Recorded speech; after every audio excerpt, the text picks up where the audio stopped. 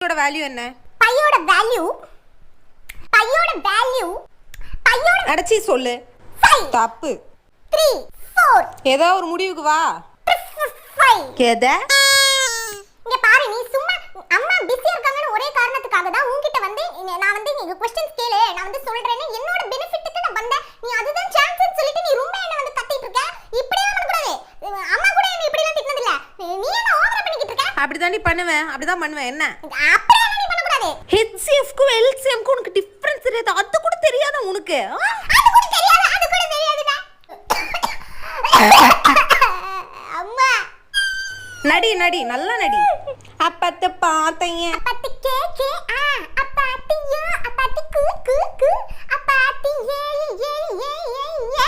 ஏ இப்ப பையோட வேல்யூ சொல்லு.